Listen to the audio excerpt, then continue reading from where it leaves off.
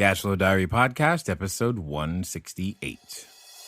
Welcome to yet another exciting episode of the Cashflow Diary Podcast, the podcast that teaches you insider tips, tactics, and strategies for creating leverage streams of cash flow into your life. Learn from top-performing entrepreneurs, business owners, investors, and thought leaders from across the globe as they share their secrets to success.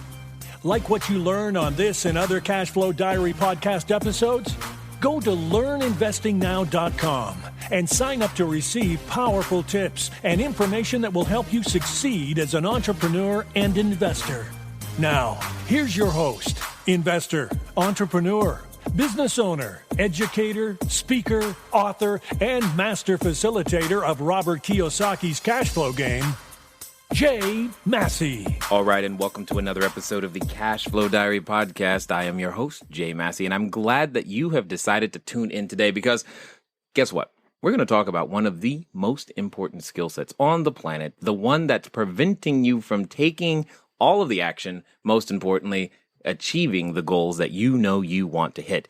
It's the thing you've been avoiding. It's the one that you know you should do. It's the thing you're trying to prevent. You're saying, no. I just want to be a real estate investor because I don't want to have to learn to sell anything. Well, guess what? You're going to have to. And I'm sorry, you probably don't like that, but that's not my problem. My challenge is to teach you and introduce you to the individuals who can help you with that skill set. And today's guest is absolutely one of said individuals. You said, how can I sell anything that's high dollar? Well, guess what a real estate investment is? Very high dollar. You say, hey, I would love to be able to take down really, really large business to business clients. Well, guess what today's guest is going to be able to do? Help you understand how he has been able to train so many companies to do that very thing. Today's guest is none other than John Klymshyn. He's an author, speaker, coach, and he has been teaching a trademark process called moving conversations forward for over 20 years. That's code for this isn't his first rodeo. He's authored 7 books and 3 business books, one of which has been translated into Russian. I'm sure that absolutely was a process that he probably enjoyed to a very immense degree. And he's also has 3 novels and a collection of short stories. He is truly what he calls the whole brain thinker. And I'm almost willing to bet that you're going to have to become one of those too in order to make these things happen. He's worked for tech companies and recruiting firms and hospitality, commercial real estate, banking as well. Here's the thing. Sales is a necessary skill, and today's guest is an expert. So we're going to learn from John Klymshyn. John, you there? I'm right here, Jay. How are you? Fantastic. I'm living the life, brother. Excellent. So I'm going to ask you a very similar question that I tend to ask most people. I tend to look at today's entrepreneurs, of which you are clearly one, like a lot of like yesterday's superheroes. You know, yesterday's superheroes would call them, the Flash or Batman or Robin and Wonder Woman and all of these things that we've got going on today. They get dressed up and then they fly around or swim or whatever and use special tools occasionally to save people from their own messes. That's literally what they do. And I look at entrepreneurs as doing the exact same thing. We have an idea. Occasionally we get dressed up and we go and let the world know that we've got something special for them that can improve their life. However, they can never get it until we sell them something. However, what I want to know is before you were the author, speaker, and coach that you are, and you had your own trademark process, I want to know who John Klymshyn is. Well, first and foremost, I'm a husband and a father. I am a man of deep faith. I am someone for who family is of great import, and not because it's a brand and not because I thump my chest, but because the relationships that we have within our own family prepare us to do battle, to jump off the building and be able to fly around in that power suit, because we know that we've got someone, something, some entity, some support system to go back to that does not judge us based on whether or not we accomplished something today. I like that. So before we leap off a tall building, we should have something worth leaping off for, and more importantly, coming back home too. I definitely get that. So again, like most superheroes, we have an origin story. Before you get started, saving people and flying around the world and doing those types of things, what on earth inspired you to actually say, you know what, I know, I can help people with sales? Well, I think using the word inspire is very, very accurate. I'm an absolute fanatic for language. That's why I became a writer. It is, I live and breathe language. And what inspired me to help other people was that I started in selling many, many years ago, and I was put at a desk with a phone and something that not a lot of people around anymore understand what it's called, what it was good for. It was called a phone book. I don't know if you're old enough to remember those, Jay. It was a big old book that had names and phone numbers in it. There was no internet. There was no computer on your desk. Yes, I've been doing this since the dawn of time, and we just barely had electricity back then. But I was given a phone book, and I was told, get some deals. And I actually said to the manager, well, I'm going to need a pen and paper. And they said, a stationery store is right down the street. Knock yourself out. Not, go get it and we will repay your expenses. It was sink or swim. If you think you can sell, show us. And when you do show us, you will be allowed into this fraternity that there is no ritual outside of production for you to make. So, it was sink or swim. And it was, it was not the you get a trophy for showing up kind of environment. It was, if you don't close a deal this month, you're going to have to leave.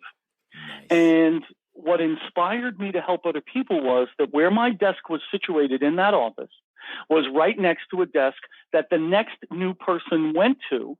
And I watched over the course of 6 months, a whole parade of people sit at that desk, stare at that desk, stare at that phone, stare out the window, and then all of a sudden be asked to leave. So I realized that I didn't want to get to know people that were going to probably leave because they couldn't figure it out. And I was fortunate enough to sit right in front of someone who was very, very good at selling. And I would listen to him, and I would turn around in between his multiple phone calls throughout the day and say, how exactly did you do that? How did you come up with that? How did you get them to pay you more? And the guy was kind enough to answer my questions. Never forget him. My first mentor in sales name is Don DeFeo. If he's out there and if he's still in New York and if he's still placing people in jobs in Manhattan, I wouldn't be surprised all these years later. He was a monster, but he wasn't the kind of monster that we imagine, which is, running around, jumping up and down, yelling, screaming. This guy, Jay, would sit on the phone for 2, 3, and 4 minutes. And all I would hear out of his mouth was, okay.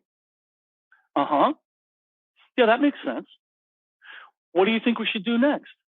And it was almost like a broken record. But the thing was is that he did it again and again and again. And there would be long periods of silence in between when he would deliver that, okay, makes perfect sense.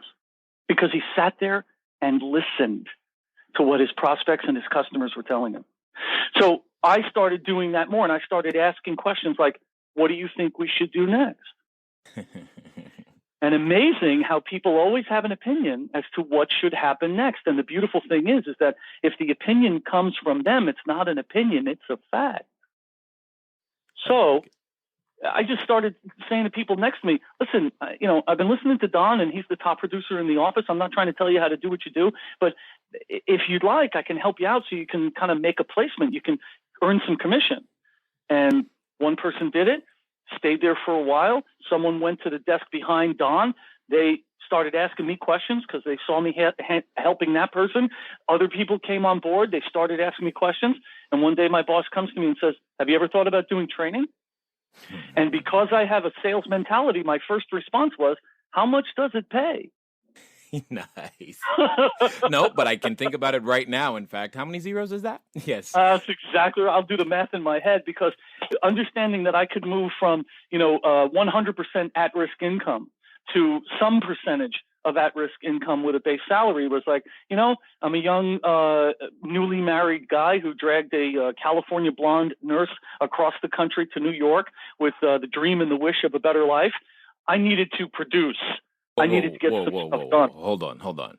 Now, I hope everybody's listening because this tells you how good of a salesperson he is. If you've ever lived in California and ever have even thought about the weather in New York, how do you on earth get anybody to move from California all the way to New York and voluntarily go through snow? That is you were good. You were good. I like it. Because I'm telling you, that was a sales job right there. It absolutely was. And here we are knocking on the door of 31 years later and still married. Now, full disclosure, we live in Santa Monica, California now. Ah, gotcha. So it was a lease agreement. It's like, hey, we're gonna go there for a while, but we're coming back. I got it. I don't blame you though. But now you see what I mean. If you've got anybody to leave here to go there, that's impressive to me. Thank you. Now, there are so many things that you're saying right now, and I really want those in the entrepreneurial space, those you're trying to build your cash flow, guys, and I get that, and I know you feel like you got to kill and you got to eat and all these other things, but you glanced over something really, really quickly that I've got to bring up. I know when I was first getting started, one of the things I thought I had to do was to more or less change who I was in order to be this personified salesperson, quote unquote. But you hinted at the idea that the superstar sales mentor that you had, that's not really what he was doing. He wasn't. Yeah, go ahead. Go ahead. No, go ahead. He was not there to tell people what he thought they should do. He was not feature puking. He was not, let me tell you, because I think it's a great idea, so you must think it's a great idea. The ability to not only tolerate, but embrace and embody silence is probably one of the most useful skills any salesperson, entrepreneur, person that's building an organization, probably the most useful skill that they can acquire and continue to develop over time. Because simple rule of thumb, I call it a painful selling truth, is the more I listen to what you say, the more fascinating you find me. Yes. Oh, I hope. Okay, guys, I know you're washing the dishes. Maybe you're on the treadmill. I don't know, but I hope you heard what he just said. And if you're now just tuning into my voice going, what happened? What did I miss? You need to rewind and hear that again. Because I am constantly telling individuals when we're going, so, when we're out there, we're always in a selling situation. Nearly every conversation is. And what it comes down to is people are always asking me, Jay, what do I got to do to get the person to accept these terms? Or how can I raise another $100,000? Or what can I do to get the investors to say yes so that my deal gets done? And I'm always trying to find a new way to tell people to shut up and listen. It's as simple as that, but it's the dichotomy of it's simple, but it's not easy. There are so many things that are basic and fundamental to what you and I do, Jay, as mentors, as leaders, as teachers. There are so many things that are fundamental that the second that we discard those fundamentals, we will no longer be able to hold the attention of our audience. So what we want is your audience to understand, the people listening to this podcast, we want them to understand that you do not have to say all these great things to get people to do things. And it's not about getting people to do things. It's about going out and finding out who's interested in doing these things, like investing in your portfolio or helping you raise money or whatever it is. You said before, and you said almost kind of offhandedly that most conversations are sales conversations. Buddy, every conversation is a sales conversation, because either you are looking to influence, persuade, guide someone to the future forward next step, or they are doing that with you. So my definition of selling, because again, I said I'm a fanatic for language. Why? Because to me, language is the great Grand Symphony of life. You and I will continually work to rephrase and to reword some specific salient point so that when it lands on the ears and in the mind and sinks down into the heart of the listener, it resonates there. Because when you and I create resonance with someone, they remember the experience, and guess what? They want to repeat the experience. Now, you're in Orange County, California, right? Oh, yeah, absolutely. I'm sorry. I'm too busy listening right now. Go ahead. All right, that's okay. So there's a brilliant entrepreneur who planted his flag in Orange County, who had this great phrase. Now, before he passed away, he was asked, what do you attribute your great success to? And he said, do what you do so well that when people see what it is that you do, they will come back and see you do it again, and they'll bring others with them to see what it is that you do. And Walt Disney built an empire on that philosophy. Yeah, and he definitely has people bringing friends back still.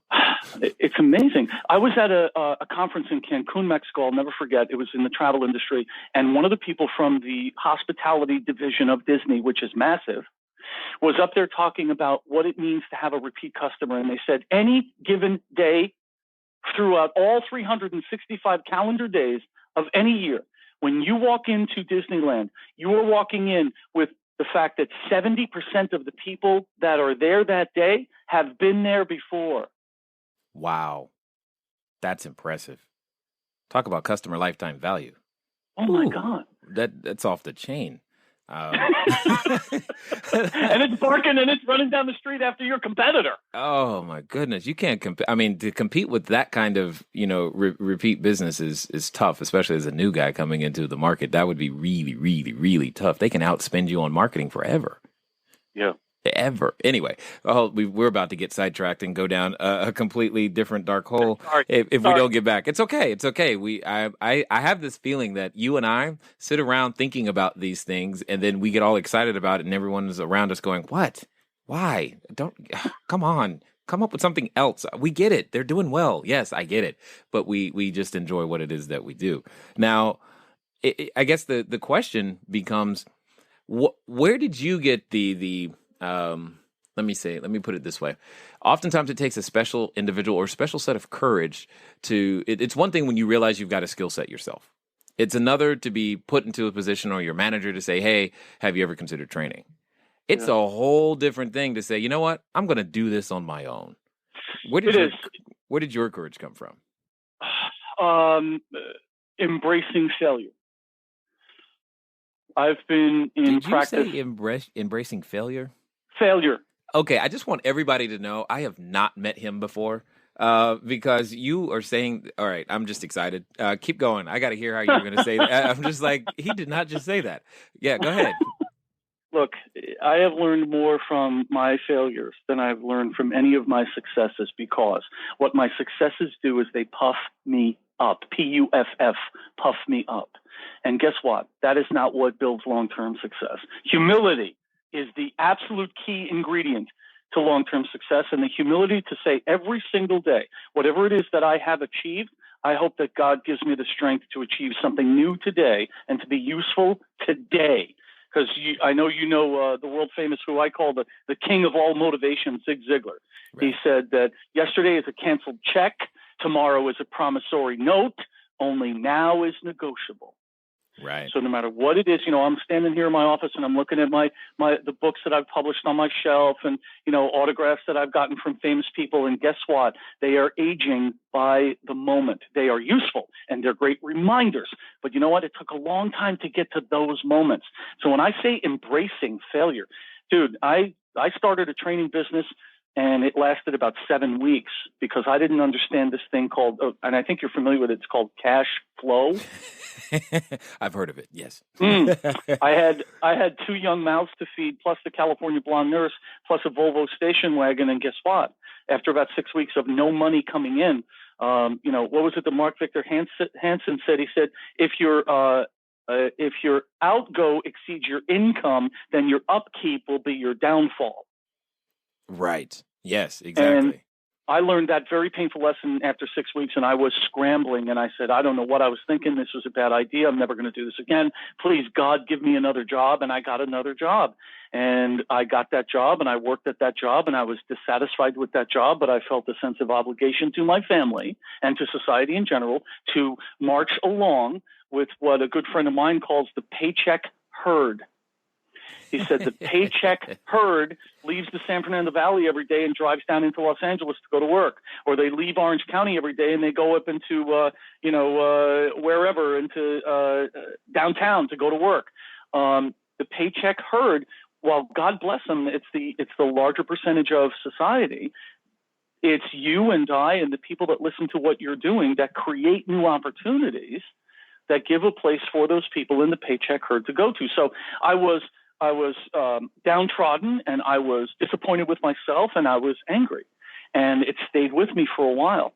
And I tried it again, and I tried it with a partner that was better at spending money than he was at making money or being responsible for money. And was that his fault? No, that was my fault, because I entered into a partnership that was not proper. I did not do the research. I did not vet that person. And I got caught up in the romance of, I'm with this guy and we're going and golfing on a Wednesday morning and we're doing this and we're doing that. And we never made any money. And I got into some serious trouble. Like, they called me one day and said, Mr. Klymshyn, you're going to have to turn over the keys to your home and move your stuff out. Wow. I like it. Now, my partner did not pay my mortgage. I had trouble paying the mortgage. I'm the one who got behind. I had to own that. Right. To look at your bride and say, we got to go rent a smaller house and let go of this property that we thought we were going to raise the kids in, was not a fun enterprise. No, not at all. Not at all. But you're speaking about something that I think is very important to understand. I think what it comes down to is, the concept of responsibility, whose job it is. I mean, even if you are currently in a job, you are working for an employer, your income still isn't his or her responsibility. It's really up to you, is what you're saying. And at the end of the day, very few individuals are willing to take on that responsibility. But yet, that's the very thing, in my opinion, that makes the United States and many freedom-loving countries great, is that the more responsibility you take, typically there's the other side of the coin of the more benefits you can actually take advantage of. And even our tax code is a reward system, if you look at it that way. For he or she who takes more responsibility tends to get more of the rewards. And to me, Jay, the reward, what drove me at the beginning when I started that business and I was uninformed, and then I started another business and I was putting my faith in someone else instead of myself. The motivation for me, even today, 16 years into a successful practice, the motivation was singular. It was specific. It was freedom. I want the freedom to serve who I choose to serve in the way I choose to serve them. I want the freedom to increase my fees over time. I want the freedom to work at 5 a.m. or not work at 1 p.m. It was all about freedom. So when I decided to do it the third time, notice I didn't say try it the third time. Right. Because I don't know if you're a fan of Star Wars or not. I know where you're going, but yes, go for it. Great Master Yoda said, no, do or do not. There is no try. Exactly. Not a great impression, but it's the deepest I can go. And it's so brilliant. Do it or don't do it. Don't talk to me about trying. When someone says to me, I tried to call you, that's it, we're done. Don't BS me, dude. How do you try to call someone in today's society? I'm going to try to make it. And you know what? I'm not going to set up a place at my table for you because you're going to try to make it. I'm not going to have you draw all the attention of these other people to you because you had to show up 7 minutes late so everyone could understand that you're important to the rest of us. No, don't try. Do it or don't do it. So when I sat down with my wife on February 1st, 1999, oh, by the way, I had a job, which was a good job. It was a fun job. It was a reasonably well-paying job. And I said to her, I have to do this. I have to do this. This is not a hope, a wish, or a dream. This is a mission. This is a calling. I have to do this. And she looked at me and said, what if it doesn't work? And I said, then we will live in a car. you found the right woman. That's for sure. Because she was dead silent for 10 days after that. Yeah, well, sure. I totally get you there. I'm sure my wife has had more than one of those moments. I think of the pursuit of happiness more than once when I think of our story and all the things that we've gone through, and I can only imagine what that must be like. But you speak about two things. One, you said it really quickly, and I don't know if anybody caught that, is that you like to choose how you wish to serve people. You didn't say anything about selling anybody or twisting anyone's arm or forcing somebody to take something, or even, and you've never, and I agree 100%, you never have yet to use the word convince. And I know all of those things are things that come out of the mouths of those who are learning and thinking that, I've got to convince people to do something that they don't want to do. And it's so not that. And I know for me, it took a while before I learned the phrase that sales equals service. Once I got that concept down, I was off to the races. I was like, cool. So the only way I'm allowed to serve you is if I sell you something. We must have an equal exchange of value. Otherwise, the relationship becomes abusive in one way. So as soon as I understood that, I'm like, well, let's go. And that thought process that you just glanced over was actually the pivotal point, at least for me, to be able to go out there and confidently tell people, look, yes, you should pay this much. In fact, you should be paying more. But I'm just getting started, so here you go.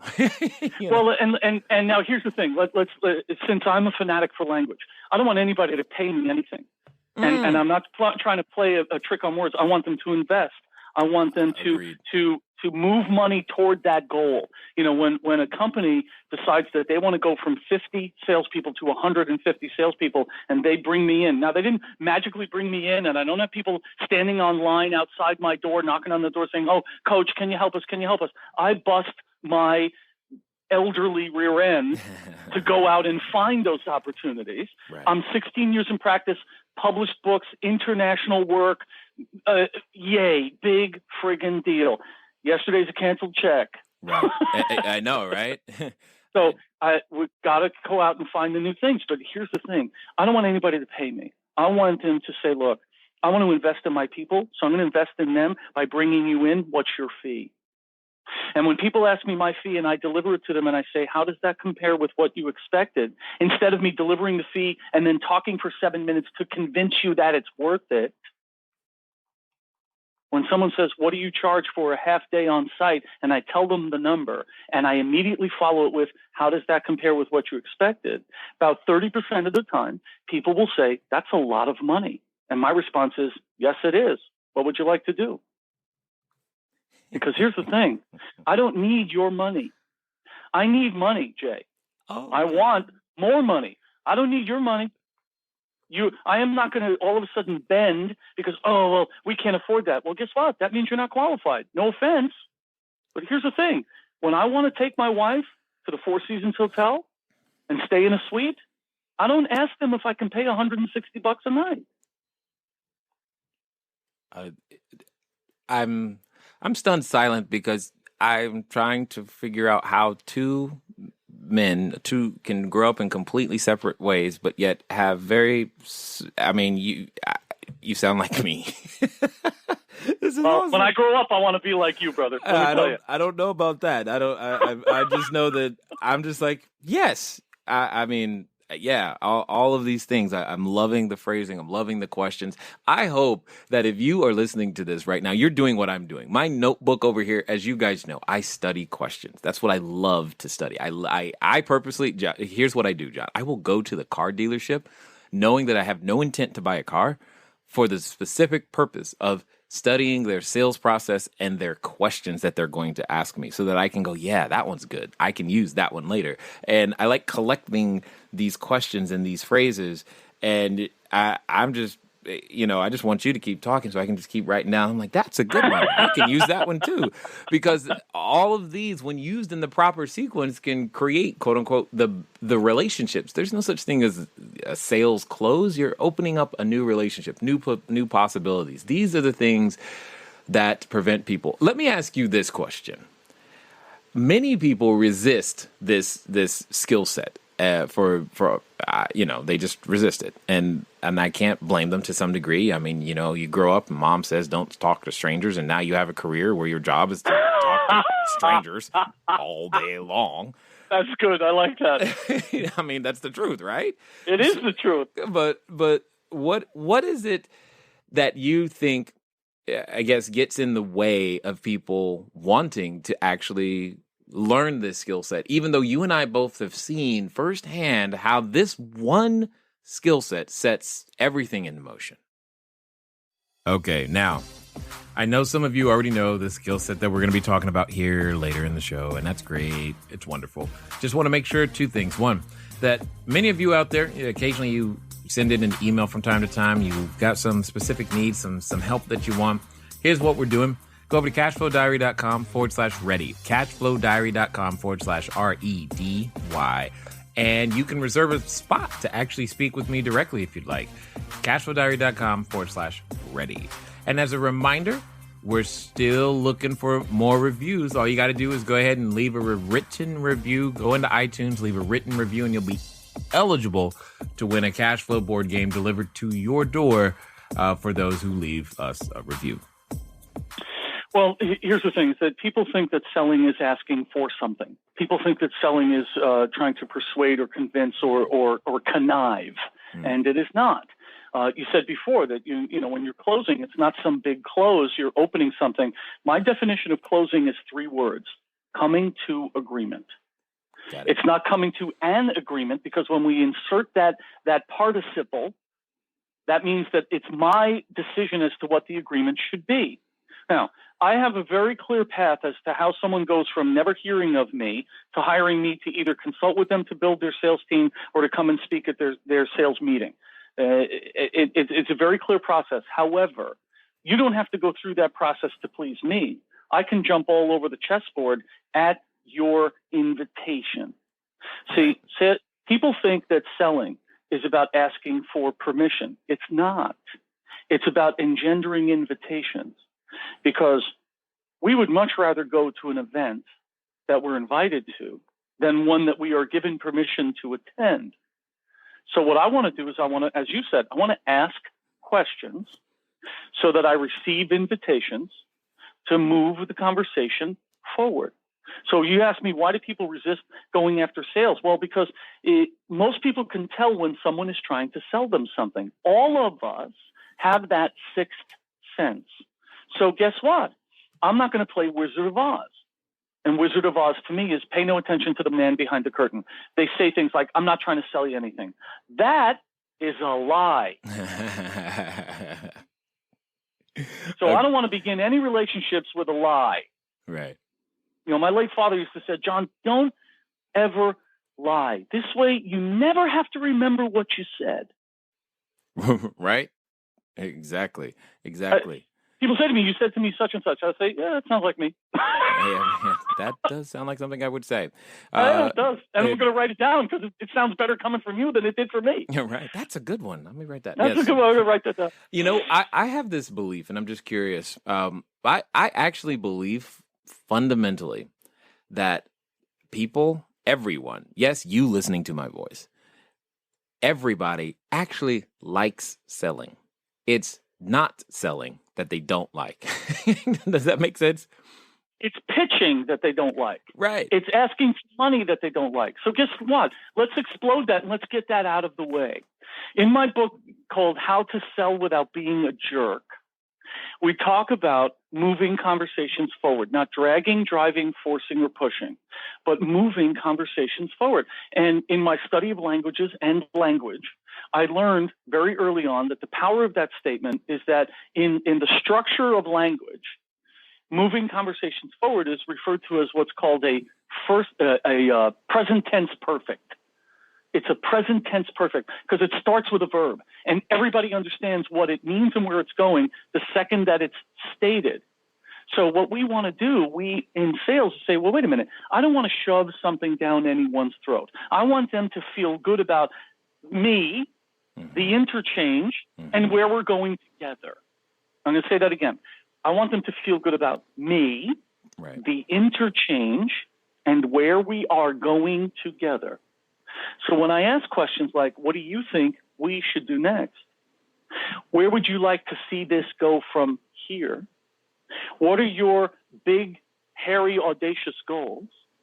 How does investing in this type of property help you achieve those? Notice I didn't say a single thing about what I want you to invest in. Now, of course, I'm going to have a portfolio. I'm going to be prepared. I'm going to have all of my data and ducks in a row. And I will say, here's the opportunity. Here's what the minimum investment is. How does this look to you? Because it's not about me, nor is it about me closing. It's about me making a presentation of something that, as you said, is either going to be an exchange of value or not. Right. Yep. And the funny thing is, to me, is having learned, levels and degrees of how to become masterful at this, art of conversation is what I'll call it in this particular sense. It makes other things so much more clear, so much easier to degree, because, if an entrepreneur can actually sell, you have a shot at nearly any business. I mean, and you've discovered this when, you were working with companies like Rent.com or American Express or what have you. The point is, why on earth do you think that, I'm just curious, why not teach this to our high school students? Well, I think that what's happening is that we're trying to get as much into their young little heads as possible. I think that it is useful to bring it to high school students, and under the specific pretext or within the context of what interviewing skills are all about. Very few kids walking out of high school are going to be entrepreneurs. Most of them are going to need to get some sort of job. And here's the thing, is that finding work, in my opinion, is one of the 3 essential life skills that nobody ever teaches us. Well, you have to be able to find work. Well, that in and of itself is a sales process. Oh, absolutely. What are the other 2 essential life skills? Well, how to find work. Second is how to maintain relationships. My parents were married 38 years when my father passed. And guess what? He never sat me down and said, here's how you're going to be able to get along with a person who you've only known for 2 years, and how you're going to make decisions about money and where to send your kids to school and all that stuff. Here's how you're going to settle arguments between the two of you. Never. Yeah. Right? Right. And then the third is how to communicate. We are taught how to speak in this country. We are not taught how to communicate. Oh, yes. Go ahead. Now, I on that alone, I mean, I feel like driving up to Santa Monica and meeting you right now. Anyway, dude, there's some great places for lunch here. We are. There's just so much that resonates between everything that you're saying and how I've been communicating to people, because I try to tell people and share with them and impress upon them the importance that in order for your message to be heard, it has to be sent, received, and properly interpreted. And until all 3 of those steps have been met, you've said nothing. Well, and here's a simple rule of thumb. The third time you begin a sentence with the word I, your listener mentally checks out. Ooh, nice. I'm here today because I want to show you this investment opportunity, and I think that you should do this, and I have done the research, and I. I bet you there's someone squirming right now in their car going, oh my God, I just did that. We all do, because we're an I-focused entity, right? We're convinced that we're the center of the universe, and the second that we can release hold on, what do you mean? I'm not? I thought what do you mean I'm not the center of you? Come on. I haven't met your wife, so I can neither confirm nor deny. Yeah, good point. All right. Go ahead. You were saying? Most humans are convinced that they are the center of the universe. And it is in point of fact because they are constantly inside their own head. They are constantly responding to what it is they want as opposed to what it is that they have. And we are, from the second we get out of bed, we're making that comparison. So I said earlier, I want the freedom to choose whom I will serve. When my feet hit the floor, the first thing I think of is not, here's what I want and here's the gap between what I want and what I have. My first thought is, who do I get to serve today. Yeah. Now I'm excited. Why is that such? Okay. So here's why.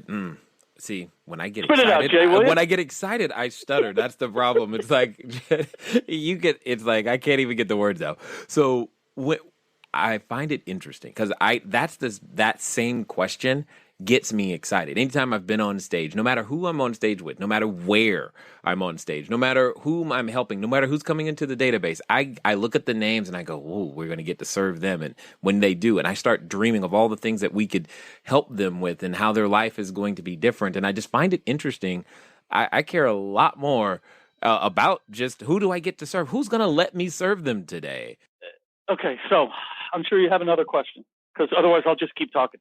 No. That I just was curious as to you use the same language that I use in terms, or we're using the same language in terms of the serve, and I'm kind of curious where you got that from. Well, as I said to you earlier, I'm a man of deep faith, and the more I read the literature of my faith, the more I'm reminded how important service is, because I believe that we will never be so fulfilled as we are when we pour ourselves out into someone else.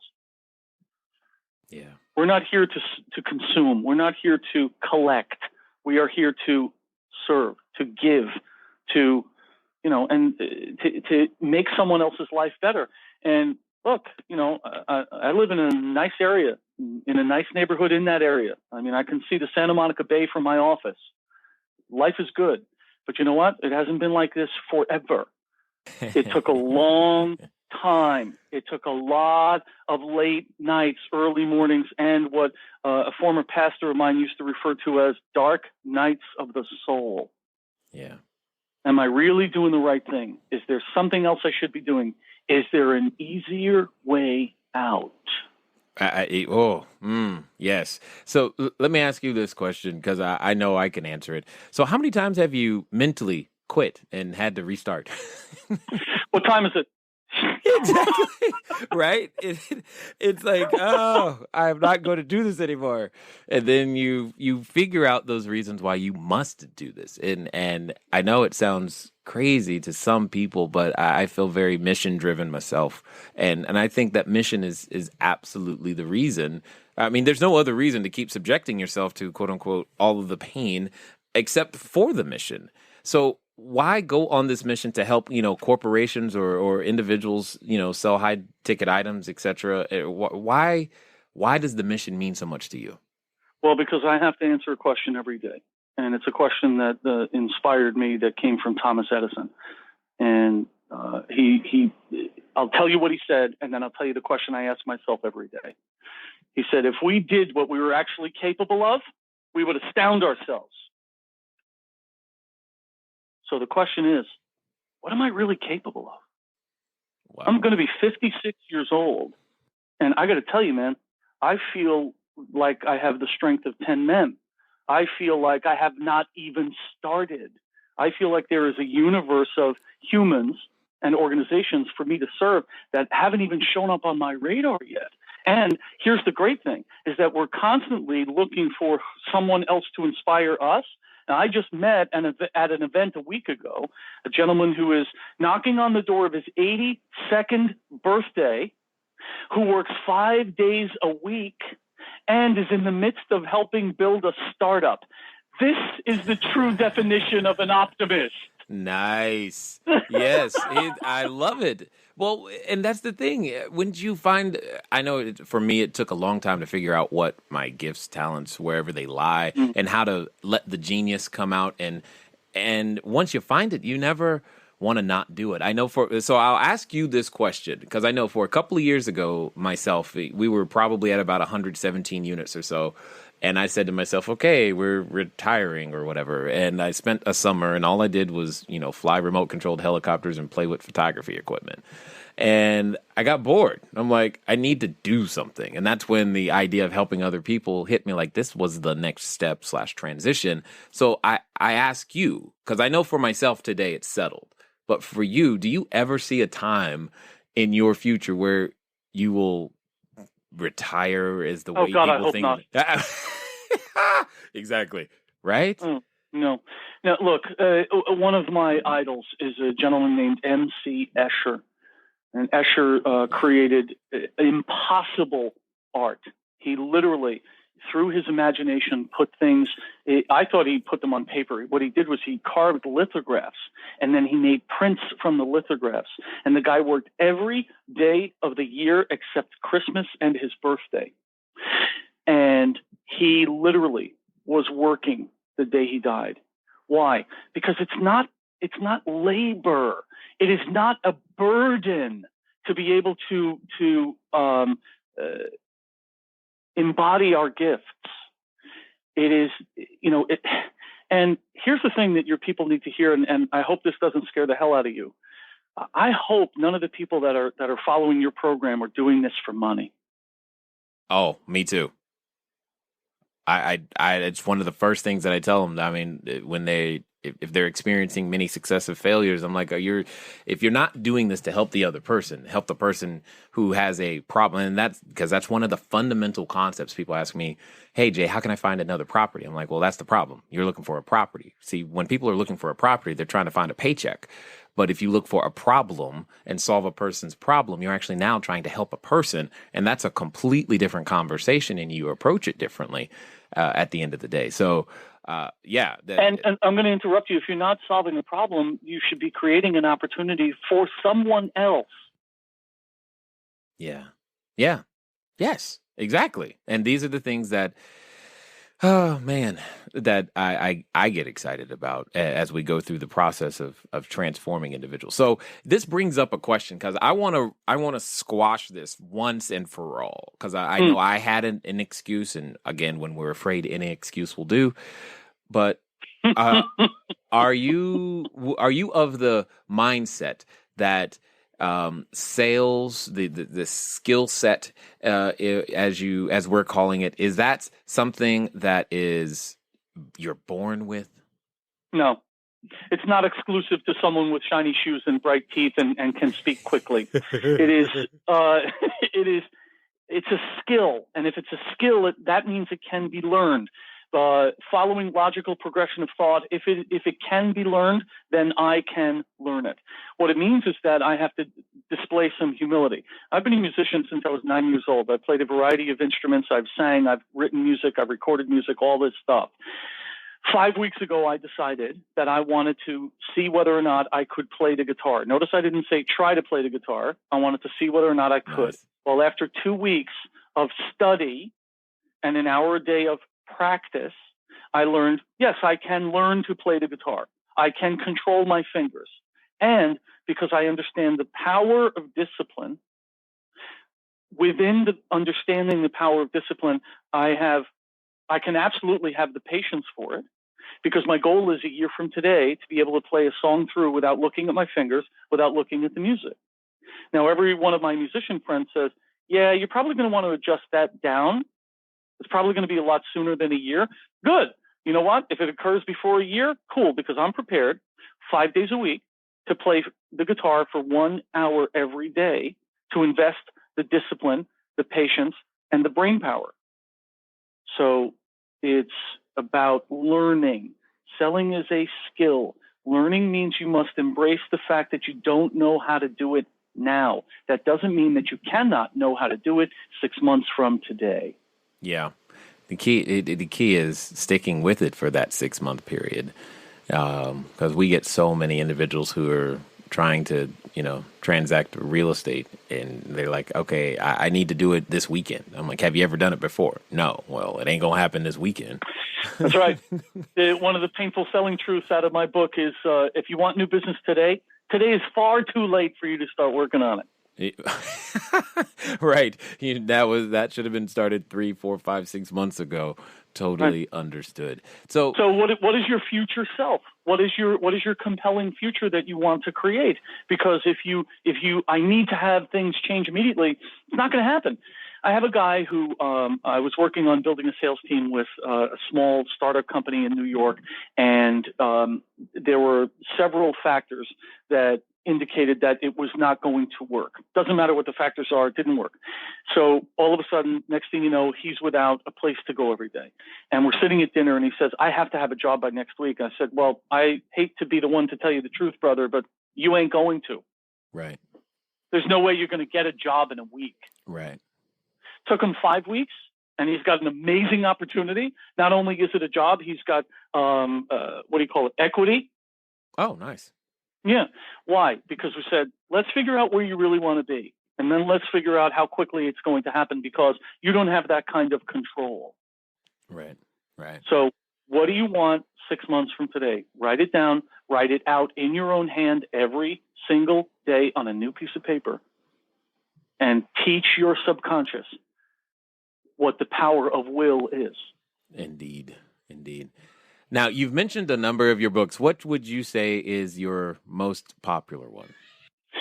It's called The Ultimate Sales Manager's Guide. It has been adopted across the country and internationally, and it is about if you are going to build an organization, you're going to need to build a sales team, and that is a skill that no one is born with, and that a very small percentage of humans even want to imagine. When I go and I get in front of a bunch of sales managers, I say, the first thing out of my mouth is, who in their right mind would want to get up every day and go to work and manage salespeople?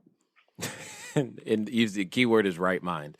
That's exactly right. Right. Because salespeople are psychotic. And so are entrepreneurs. Why? Because we think that the world will be different because of what it is that we do. Well, you know what? You can call it psychotic. You can call it visionary. We'll go with visionary today. I like it. So the Sales Manager's Guide is by far the most popular. It outsells my other two books by a margin of 4-1. Nice, nice.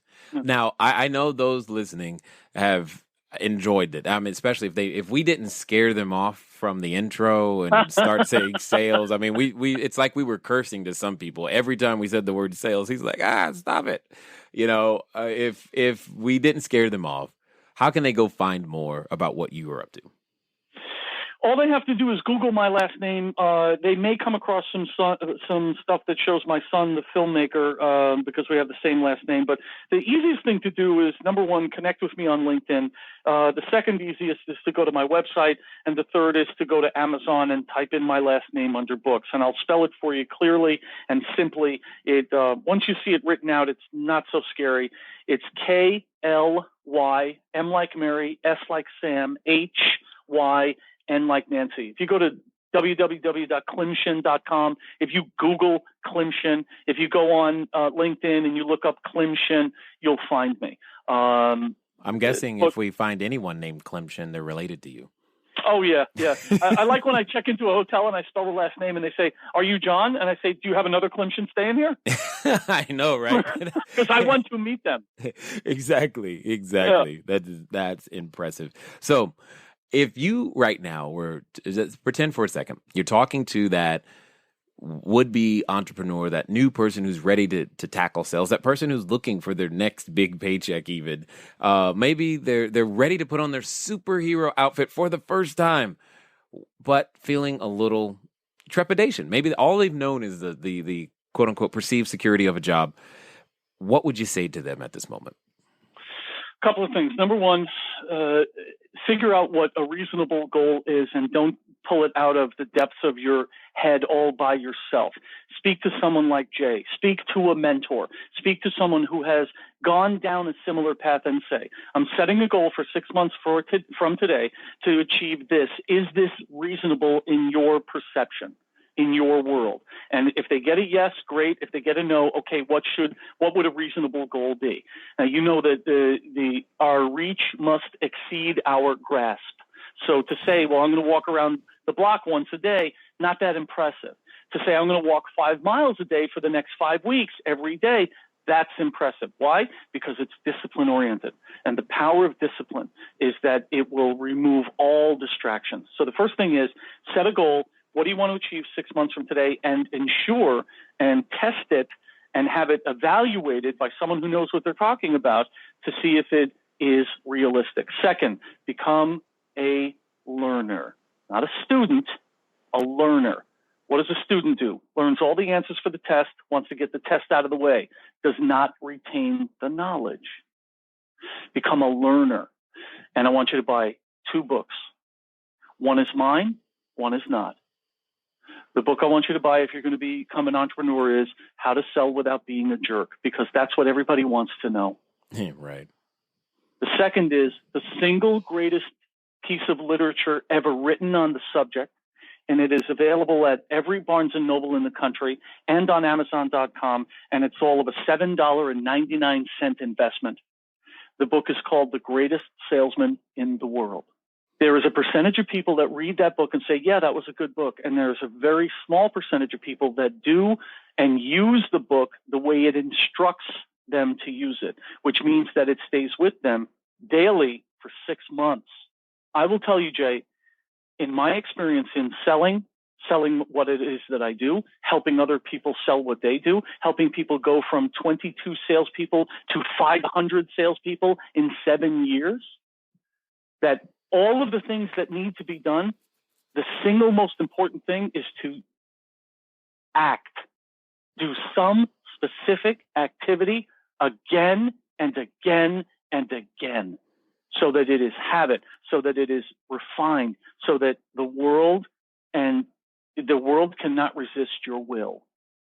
So the greatest salesman in the world says you need to do these specific actions. Don't finish the book and put it on your shelf.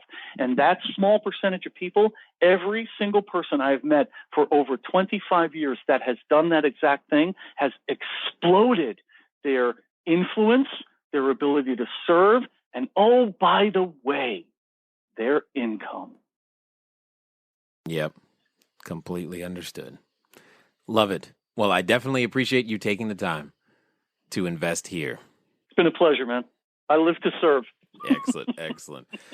All right, ladies and gentlemen, you know what time it is. It's time for you to move at the speed of instruction. What are you going to do today? Well, here's what's going to happen. You're going to do something. Go over to Klymshyn.com. Again, that's KLYMSHYN.com. Get started. Move in the direction. Take measurable action towards any one of the goals that you came up with. And I know you came up with at least one while listening to us. You said to yourself, ooh, I should do that. Ooh, that sounds good too. Well, I want you to put that on a piece of paper that you're going to get it done within the next 24 to 48 hours and move in that direction. Make it happen. Because guess what? You know what I believe? I believe that you can indeed do it. It's been fun talking to you guys today. I look forward to talking to you soon. Until next time.